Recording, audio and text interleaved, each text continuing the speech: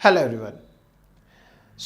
Result आया है CSIR का और आप में से बहुत सारे स्टूडेंट्स ऐसे हैं जिनका सिलेक्शन नहीं हुआ।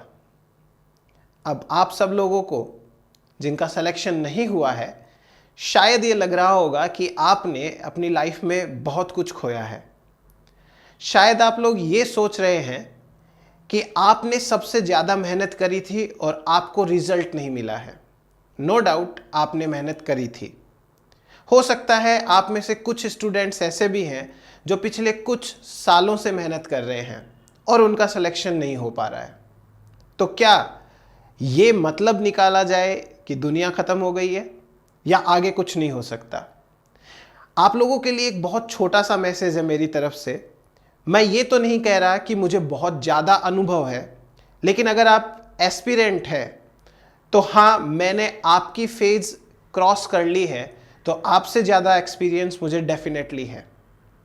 अब मैं आपको कुछ मैसेज दूं उससे पहले मैं आपको अपनी जर्नी के बारे में बताता हूं। मैंने कभी भी ये बातें क्लास में नहीं बोली है और ना मैंने कभी किसी स्टूडेंट को बताया है। आज सब लोगों के साथ में मैं शेयर कर रहा हूं, स्पेशली उनके लिए जिनको ये लगता है कि एग्ज़ाम में सिलेक्शन नहीं होने से उन्होंने बहुत कुछ खोया है। मैंने जुलाई 2010 में MSc में एडमिशन लिया था। इसके बाद सबसे पहले मैंने दिसंबर 2010 अटेम्प्ट दिया और जाहिर सी बात है कि मैं इतना ब्रिलियंट तो नहीं हूं कि फर्स्ट अटेम्प्ट में MSc के साथ मेरा नेट क्लियर हो। मेरा सिलेक्शन नहीं हुआ था। इसके बाद में अगले साल जून 2011 एक और अटेम्प्ट दिया था। इस बार भी सिलेक्शन नहीं हुआ। इसके बाद में मैंने दिसंबर 2011 वाला अटेम्प्ट दिया था, यहाँ पर भी सिलेक्शन नहीं हुआ। फिर इसके बाद आती है बारी जून 2012 की। इस बार भी सिलेक्शन नहीं था। देन उसके बाद में दिसंबर 2012, ये वो अटेम्प्ट था जब मैंने अच्छे से कोचिंग करने के बाद में एग्ज़ाम दिया था, लेकिन इस बार भी मेरा सिलेक्शन नहीं हुआ।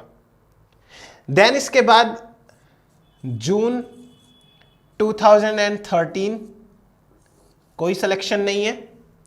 उसके बाद में दिसंबर 2013 कोई सिलेक्शन नहीं है। उसके बाद में जून 2014 कोई सिलेक्शन नहीं है। अब अगर आप लोगों को ये लग रहा हो कि मैं झूठ बोल रहा हूं, तो मैं आपको अपने सारे के सारे एडमिट कार्ड्स दिखा सकता हूं। मैंने सारे एग्जाम्स के एडमिट कार्ड आज तक संभाल के रखे हैं। पहले एडमिट कार्ड बाई पोस्ट आया करता था, उसके बाद में ये नेट से निकलना शुरू हुआ था। अब आप खुद काउंट कर लीजिए एक बार। 1 2 3 4 5 6 7 और 8, ये वो 8 अटेम्प्ट्स हैं जब मेरा सिलेक्शन नहीं हुआ था।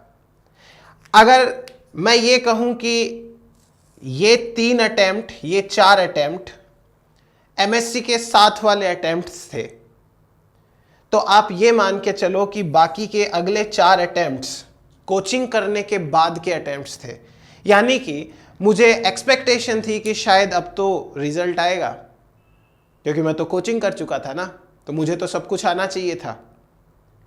मेरा सबसे पहला JRF क्वालिफाई हुआ था दिसंबर 2014 में। लगातार 8 बार फेल हुआ था मैं। 8 फेलियर के बाद में मेरे को पहली बार JRF मिला था। अब ह्यूमन मैं भी हूं, ऐसा तो है नहीं कि मैं बहुत ज़्यादा मोटिवेटेड रहा होऊंगा इस दौरान। ऐसा भी नहीं हो सकता कि कभी अपसेट नहीं होऊंगा। ऐसा भी नहीं हो सकता कि मुझे कोई प्रॉब्लम्स नहीं आई। ऐसा भी नहीं हुआ होगा कि जब साथ वालों का सिलेक्शन हो रहा था तो मुझे बुरा नहीं लग रहा था। बीइंग ए ह्यूमन, जो आपकी अभी स्थिति है मन की, मेरी भी रही होगी। खैर, मैं ये भी नहीं कह रहा कि मैं बहुत ज़्यादा मोटिवेटेड टाइप का था, मैंने बहुत ही ज़्यादा मेहनत करी इस एग्ज़ाम के लिए, बट शायद मेरे पास में कोई और ऑप्शन नहीं था और मुझे नहीं समझ थी कि मैं और क्या क्या कर सकता हूँ, इसलिए मैं इसी एग्ज़ाम के पीछे रहा। फाइनली एग्ज़ाम क्लियर हुआ, उसके बाद में मैं इसी लाइन के अंदर कंटिन्यू किया। बीइंग ए टीचर, मेरे सामने मेरे से भी बहुत ही ज़्यादा वर्स केसेस देखे हैं। मैं ये मानता हूँ कि मेरी फैमिली बहुत सपोर्टिव रही है, तो मुझे कभी इतनी ज़्यादा प्रॉब्लम नहीं हुई। लेकिन मेरे सामने मैंने इतने स्टूडेंट्स देखे हैं जिनके सामने इतनी बड़ी प्रॉब्लम्स रही हैं, इतनी ज़्यादा परेशानियों में होते हुए भी वो लोग कोचिंग करने आते हैं, प्रिपरेशन करते हैं। मैं नहीं समझ पाता कि वो कैसे अपने आप को हिम्मत देते हैं।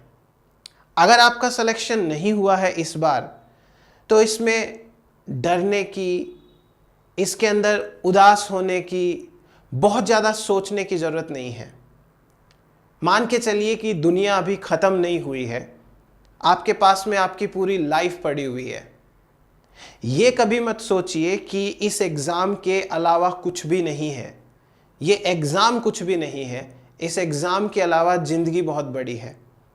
आप कभी भी अपने आप को उस कंडीशन में मत लेकर के जाइए कि ये एग्ज़ाम के अलावा आपको कुछ दिखाई ना दे।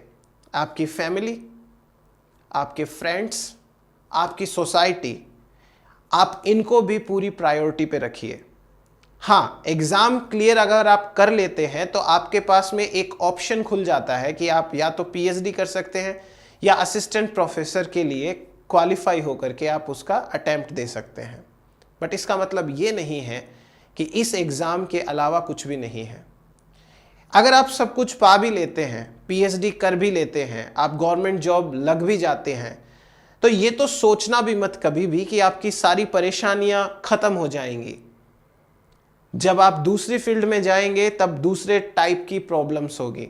जब आप गवर्नमेंट जॉब कर रहे होंगे तब आपको अलग प्रॉब्लम्स होगी। जब आप पीएचडी कर रहे होंगे तब आपको अलग प्रॉब्लम्स होगी। सॉल्यूशन ये नहीं है कि ये एग्ज़ाम क्लियर कर लिया। सॉल्यूशन ये है कि आप अपने आप को लाइफ के लिए प्रिपेयर करिए। ये एग्ज़ाम नहीं तो कोई और सही। हमें गाइड करने वाला कोई नहीं होता था, हमें इतनी ज़्यादा समझ नहीं थी कि हम CSIR छोड़ के और क्या कर सकते हैं। आज आपके पास में अच्छे अच्छे काउंसलर्स हैं, आप इंटरनेट की सहायता से भी बहुत सारी चीज़ें ढूंढ सकते हैं, अपने लिए कुछ बेहतर कर सकते हैं।